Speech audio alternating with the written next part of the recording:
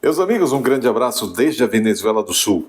Neste vídeo vamos falar um pouco sobre esta agência supostamente de natureza humanitária, esta USAID, esta agência norte-americana que está dando o que falar e que promete ser uma hecatombe, ou seja, vai derrubar muito regime de democratura, inclusive vários na América do Sul, vários na América do Sul. Tem potencial para isso. Estrelando Mr. Donald Trump e mais Mr. Elon Musk, Mr. Marco Rubio, etc, etc, etc, entre outros, contra alguns exércitos de Branca Leone, né, por aí. Muito bem, mas eu quero, por falar de incríveis exércitos de Branca Leone, de trapalhões, né, vejam vocês se isso tinha como dar certo, pessoal. Eu quero falar de todo esse contexto que está, ou pelo menos de parte desse contexto, claro, de todo não dá tempo, de parte desse contexto da USAID.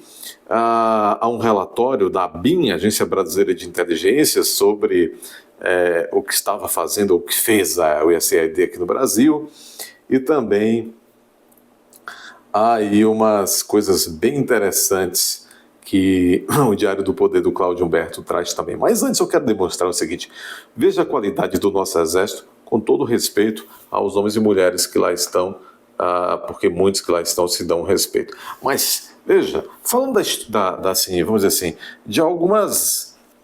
Gente, isso é de incrível exército de Branca Leone. Está aqui no Metrópolis. Exército brasileiro confundiu bicarbonato com coca ao prender soldado. Vocês imaginem que, meu Deus, vocês imaginam, as pessoas estão inclusive muito dizendo com esse episódio que está havendo de tensão lá em Pacaraima, na fronteira com a Venezuela, as pessoas dizendo, esse pessoal resiste a 30 segundos de bala voadora? Porque, veja, exército confundiu bicarbonato com coca. Coca é aquele outro pó. Ao prender soldado.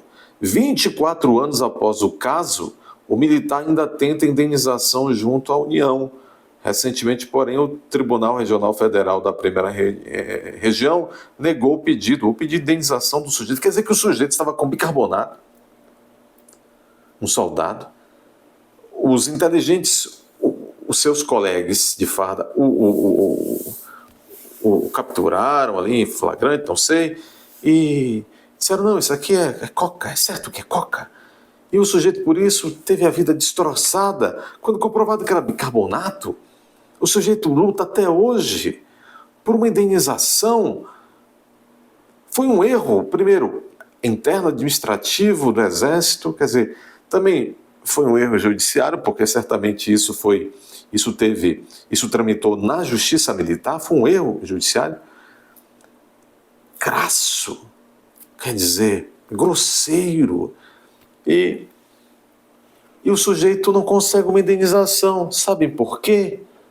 Que o judiciário não quer conferir uma indenização, conceder uma indenização ao sujeito num caso como esse? Porque há vários outros casos parecidos. E aí é um pensamento utilitarista na cabeça de alguns juízes, desembargadores que foram indicados para lá, né? Diz, não, se a gente conceder para um, imagine, há vários outros casos, a União não aguenta. Então a União e os seus órgãos, por exemplo, a Justiça Militar, que trate de fato, oferecer uma jurisdição de qualidade. E não de fazer de conta, são vidas humanas. Vidas humanas importam. Vidas humanas importam. É ou não é, Exército? Gente, que constrangedor. Um caso de prisão equivocada dentro do Exército Brasileiro veio à tona nesta semana. O soldado passou 2 dias preso por ter sido flagrado com uma substância branca em pó. Um laudo preliminar apontou que se tratava de coca, mas na verdade o produto bicarbonato era bicarbonato de sódio. Inclusive há reagentes, inclusive quando é coca fica até determinada cor, azul, não é isso? Um azul claro, quase que um azul celeste. Quando em contato com a substância reagente, esses laudos preliminares, inclusive no dia a dia que nós verificamos por aí na prática a advocatícia criminal, laudo preliminar, por isso que tem um outro laudo. Laudo preliminar não se leva muito a sério, né? Mas, às vezes, se usa laudo preliminar para se fazer acontecer contra um investigado. O caso ocorreu em 21 de fevereiro de 2001 e o militar tenta indenização até hoje, em dezembro de 2024. O Tribunal Regional Federal da Primeira Região negou o pedido. Já estava em fase recursal, né? Entendo o caso. Em 21 de fevereiro de 2001, durante uma revista de rotina, nos pertences dos soldados lotados no 1º Regimento de Cavalaria de Guardas, o militar do Exército encontrou um pacote plástico com uma substância branca em pó na carteira do rapaz. 2 peritos criminais do Exército fizeram análise preliminar e apontaram equivocadamente que o produto era coca. A força, então, o Exército decidiu prender o soldado, que ficou privado de liberdade por 2 dias. Depois, um laudo definitivo do Instituto Nacional de Criminalística da Polícia Federal corrigiu o erro e concluiu que o material era apenas bicarbonato de sódio, e o militar foi solto. Com o auxílio da Fundação de Assistência Judiciária da Ordem dos Advogados do Brasil e do Distrito Federal, o então soldado buscou indenização por danos morais a serem pagas pela União Federal. No pedido, ele alegou que a prisão causou enorme repercussão negativa. Exatamente. Enfim, a Justiça... Há um livro e depois filme cuja tradução do Brasil é um belo clássico, inclusive, A Justiça para Todos, ou Justiça para Todos. Só que não, né? Como se diz no jargão, só que não. Muito bem, vamos aqui agora falar da USAID, que está na boca do povo e na visão aí de Trump. Ai, doutor, não beba água. Tenho que beber água, pessoal. Cláudio Humberto repercute o seguinte, e é um jornalista sério, aqui no Diário do Poder. USAID usou o fundo para injetar milhões no Brasil, além de financiar a esquerda. Além de bancar ONGs, ativistas picaretas e iniciativas de esquerda no Brasil. Então, além de bancar ONGs, além de bancar ativistas picaretas e iniciativas de esquerda no Brasil, o dinheiroduto da USAID, agência do governo americano cuja extinção foi decretada por Trump, sustentou também interesses bilionários como o Amazon Biodiversity Fund, também, que é um fundo privado para negócios sustentáveis. Essa semana, o pesquisador Mike Benz, que é ex-funcionário do Departamento de Estado norte-americano, revelou que dólares da USAID interferiram nas eleições presidenciais brasileiras. Alma francesa.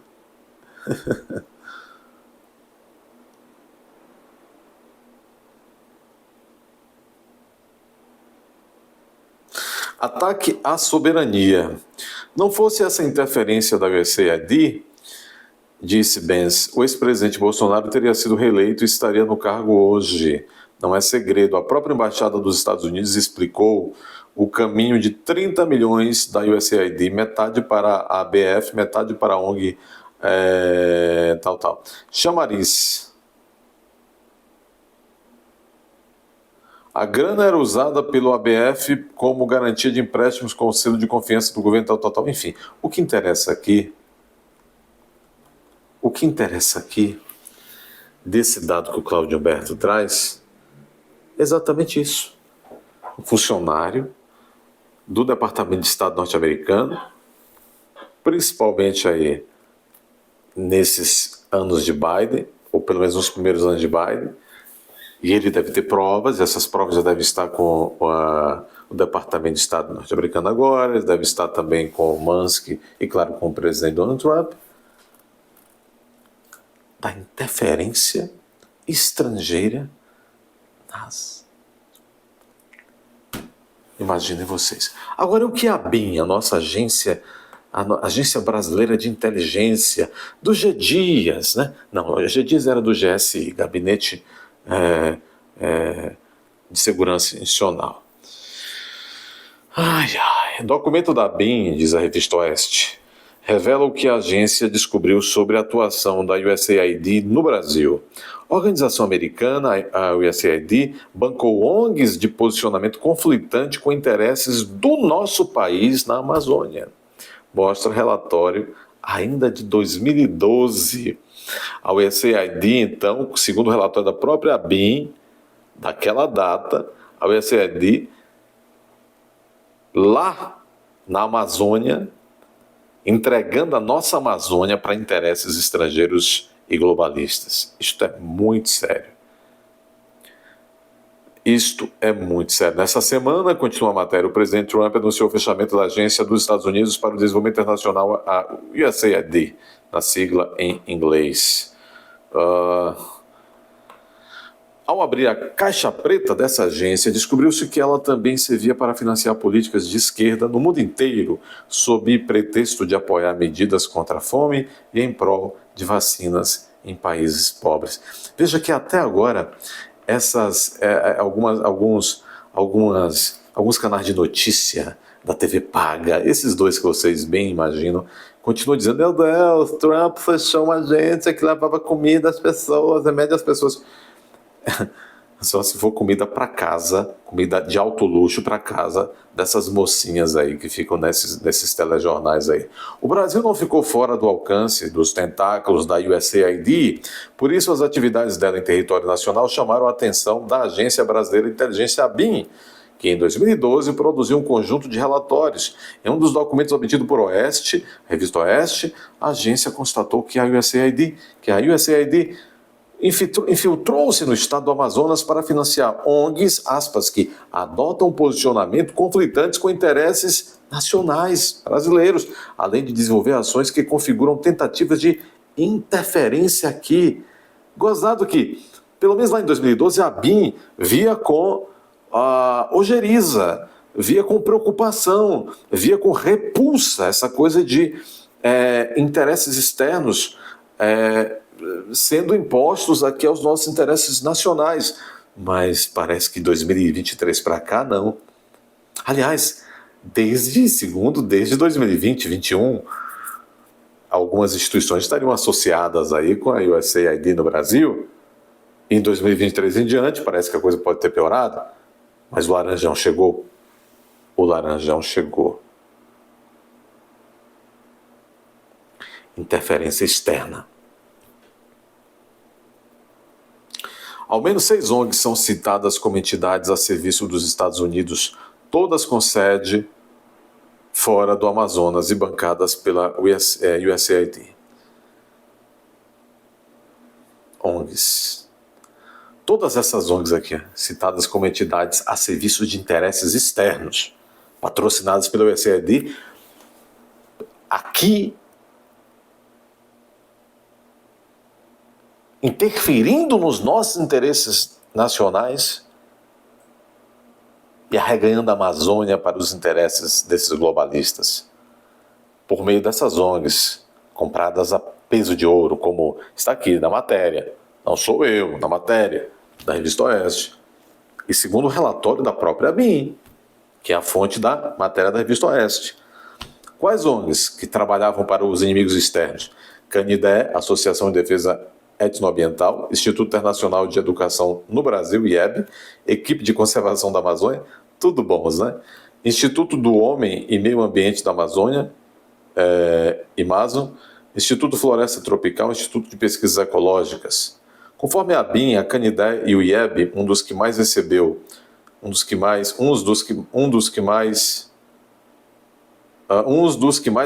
capitais. Erro de português aqui na matéria. Eu tenho dito, às vezes as pessoas se irritam, viu? Mas tá ruim, hein, Oeste? Tá assim, um dos que mais recebeu. Não. Se é Canidé e IEB, são uns dos que mais receberam, Oeste.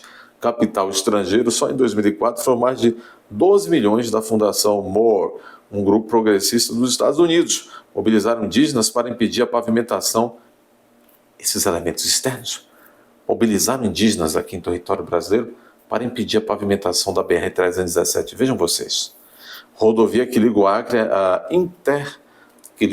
Acre à Interoceânica. que é esse projeto imenso aí, a interoceânica. A onda de protestos só terminou depois de um acordo entre o governo estadual e esses grupos intermediados por ONGs, ou seja, elementos externos, interesses sujos globalistas, com dinheiro americano, mas sem usar, não assim como o Trump está demonstrando agora, americanos que na verdade não gostam dos Estados Unidos, haviam se assenhorado desta agência e, portanto, se assenhoravam anualmente de um orçamento de mais de 40 bilhões de dólares para interferir em outros países, não os Estados Unidos enquanto nação com a visão imperialista, não. Alguns elementos infiltrados na governança americana, às vezes com beneplácito, com a permissão do governo de plantão, como no caso dos Clinton, do Obama, do Biden. Aí essa agência ficou poderosona, muito. E aí numa fusão, numa simbiose ali com George Soros, é o que dizem as matérias.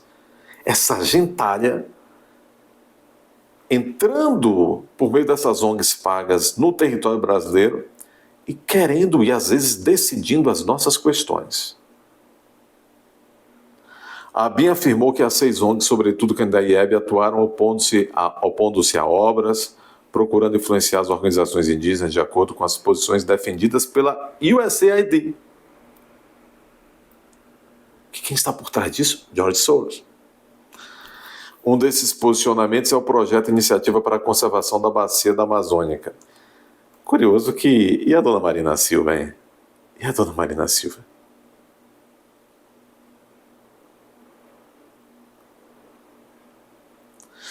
Vai aparecer tanta coisa. Eu estou interessado mesmo em o que a USAID tem a ver com 2022, o ano 2022, o ano do Senhor 2022 no Brasil.